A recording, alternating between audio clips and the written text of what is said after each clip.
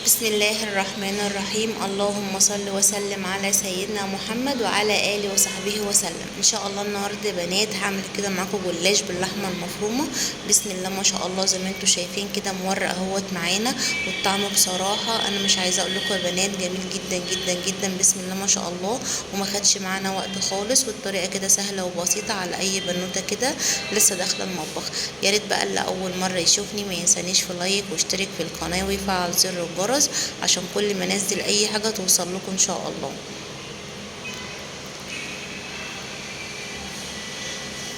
يلا يا بنات نبدا بسم الله ونشوف الطريقه مع بعض. طبعا يا بنات انا اول حاجه كده معايا هنعصق اللحمه مع بعض. طبعا هنجيب كده صينيه كده على النار، وانزل كده معلقتين 3 كده زيت، او لو عندك انت سمنه اي ماده دهنيه. طبعا بقى ابدا يا بنات، انا عندي هنا نص كيلو لحمه كده، او على حسب الكميه اللي انت هتستعمليها او هتعمليها في الجلاش. طبعا نزلت كده باللحمه كده. طبعا عليت يا بنات النار، يعني لا هي عاليه بصراحه ولا هي واطيه. ابدا بقى ان انا اقلب فيها كده لحد ما لونها كده يا بنات يتغير كده معايا.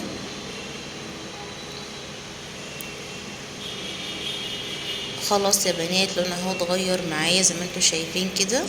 طبعا بقى انا عندي الخضار اللي هستعمله او احطه كده عليها، عندي هنا فلفل الوان، وعندي هنا بصل، وعندي جزر. طبعا انزل كده بالبصل لحد يا بنات كده ما يتبلوا كده مع بعض، يعني اقلب كده لحد ما البصل يدبل معايا.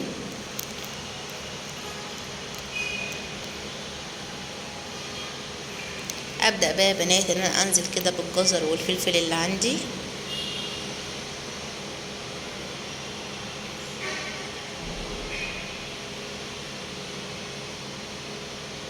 اقلبهم برضو كده كويس جدا يا بنات. وابدا كده ان انا انزل بالتوابل بتاعتي. انا عندي هنا ملح وفلفل وبهارات لحمه،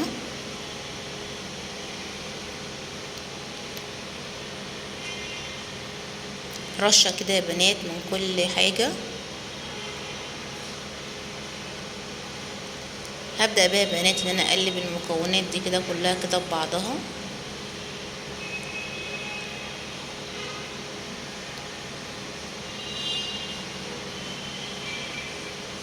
على نار هاديه بقى كده يا بنات، وابدا كده نسيب اللحمه كده تتعصب كده مع بعضها. بسم الله ما شاء الله، زي ما انتم شايفين كده يا بنات. طبعا دي بتبقى الطريقه بتاعتها بعد ما استوت اهيت. ابدا بقى ان انا اجيب الصينيه بتاعتي يا بنات اللي انا هبدا افرد فيها الجلاش بتاعي. طبعا انا عندي هنا السمنه، طبعا لو انت عايزه تحطي سمنه على زيت مفيش مشكله، المتوفر عندك استعمليه. طبعا انا جبت كده نزلت كده بمعلقتين سمنه في قلب قاع الصينيه اللي انا هستعملها. طبعا بقى يا بنات انا عندي هنا لفتين كده جلاش. طبعا انا جايبه الجلاش معايا طازه. طبعا انا عندي صينيه على حسب المقاس الجلاش بتاعي. تمام. هبدأ يا بنات ان انا افرد كده الورق بتاعي كده. طبعا هجيب ورقة ورقة كده واوسطنها كده في قلب الصينية.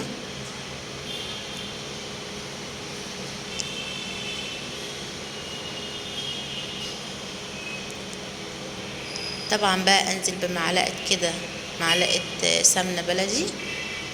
هبدأ بقى ان انا اوزعها كده على الجلاش بتاعي زي ما انتوا شايفين كده يا بنات كده. هبدأ برضو ان انا اوزعها كده بالفرشة عشان خاطر الجلاش كله يتشبع بالسمنة بتاعتي. هعمل نفس الشيء برضو لحد ما اخلص لفة الجلاش اللي معايا. هبدأ ان انا انزل كده بورقتين 2 كده واوسطن كده الورق على حسب برضو الصينية اللي عندي. نفس الطريقة برضو يا بنات انزل كده بمعلقة او معلقتين كده سمنة بلدي، اوزعهم كده على ورقة الجلاش بتاعتي. انا ماشية كده مع اي بنوتة كده لسه بتقول قالب بمطبخ، ماشية اهو معاكي اهو خطوة بخطوة.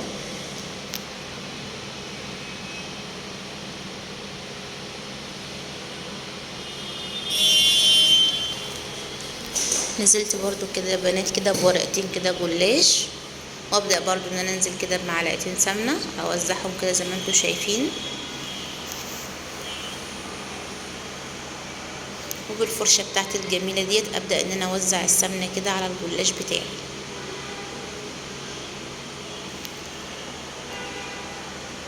طبعا لو انت عندك ورقة كده مقطوعة ممكن انت برضو تستعمليها كده وتوسطني عليها ورقة تانية.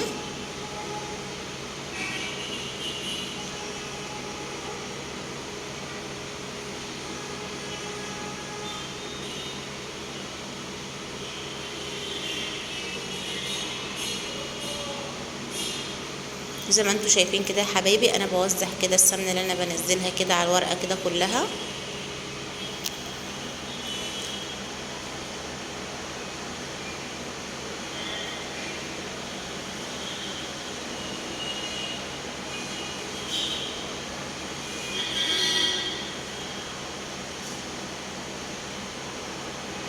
انا عايزه اقول لكم يا بنات ان الطريقه سهله جدا وبسيطه. انا ممكن ان انا اسرع الفيديو بس انا عايزه امشي معاكم كده خطوه بخطوه. طبعا انا خلصت لفه الجلاش اللي عندي كلها في النص الاولاني. انزل بقى باللحمه المفرومه اللي احنا معصجينها مع بعض. ابدا كده ان انا اوزعها كده في نص الصينيه بتاعتي. طبعا يا بنات الصينيه بتاعتي دي خدت نص كيلو لحمه زي ما انتوا شايفين كده. ابدا ان انا اوزع كده كويس جدا واضغط كده عليها.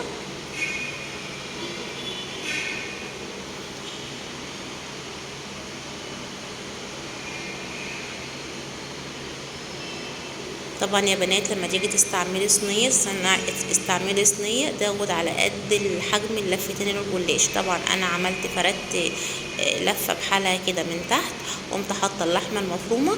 وهبدا برضو ان انا انزل بالنص التاني كده بلفه الجلاش التانية زي ما عملنا في الجزء الاولاني هنعمل في الجزء التاني. انزل برضو كده بورقتين ورقتين وانزل كده عليهم بمعلقتين سمنه وابدا بالفرشه بتاعتي اوزعها كلها كده عليها.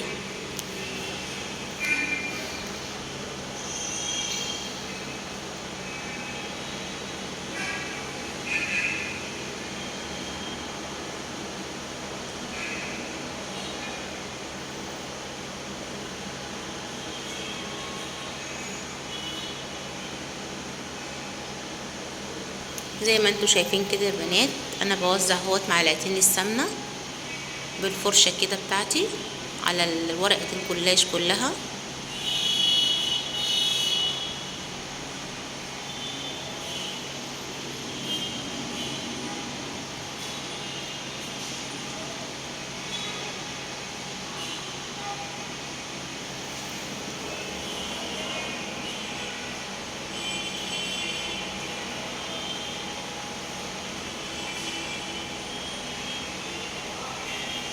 بصوا يا بنات بسم الله ما شاء الله ما خدتش معانا وقت خالص. طبعا وانا شغاله معاكم كده انا مشغله على الفرن على درجه حراره 180. طبعا يا بنات لازم تخش الفرن على درجه حراره مسبقه يعني ما اشغلش الفرن كده واحطها على طول. طبعا بقى انا خلصت كده الورق اللي معايا. طبعا ابدا بقى ان انا ادهن برضو الجلاش كده من على الوش كده سمنه يا بنات وابدا ان انا اقطعه كده وهو طري قبل ما يخش الفرن زي ما انتوا شايفين كده. على حسب بقى انت عايزه تقطعيه بقى سمبوكسات عايزه تقطعيه زي ما انتوا شايفين كده زي ما انا عامله كده. طبعا بقى بسكينه حاميه كده وابدا ان انا اقطع صينيه الجلاش كلها.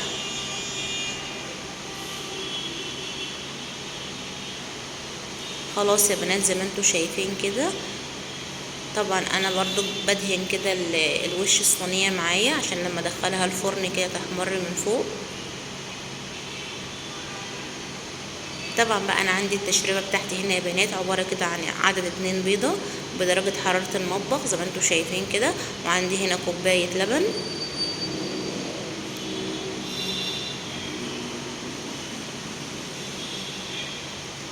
طبعا يا بنات انا عندي نص معلقه كده بيكنج باودر. دي بتخلي بصراحه الجلاش بتاعي معايا كده جميل قوي. هبدا بقى ان انا ادوب البيض باللبن بالبيكنج باودر.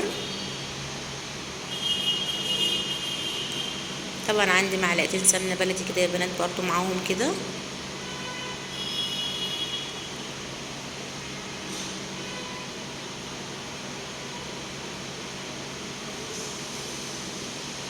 ابدا ان انا ادوبهم كلهم كده مع بعضهم يا بنات زي ما انتوا شايفين. طبعا عندي هنا رشه كمون عفوا يا بنات، انا نزلت كده برشه ملح، برشه فلفل اسمر زي ما انتم شايفين كده. انزل بقى بالمكونات كده كلها على الصينيه بتاعتي زي ما انتم شايفين. بسم الله ما شاء الله. طبعا يا بنات البيض واللبن والبيكنج باودر هيخلي بصراحه الجلاش طري معايا ومورق. بسم الله ما شاء الله. زي ما انتم شايفين كده الصينيه هي جهزت معايا. طبعا يا بنات انا دخلتها الفرن على درجه حراره 180. طبعا هي قعدت بالظبط يا بنات نص ساعه زي ما انتم شايفين كده. طبعا انا ما شغلتش الشعله اللي فوق. طبعا السخونيه بتاعه الفرن هي اللي حمرت الوش. بسم الله ما شاء الله. زي ما انتم شايفين كده، زي ما قلت لكم كده يا بنات، احنا كنا دهنين الصينيه معايا سمنه بلدي والبيض.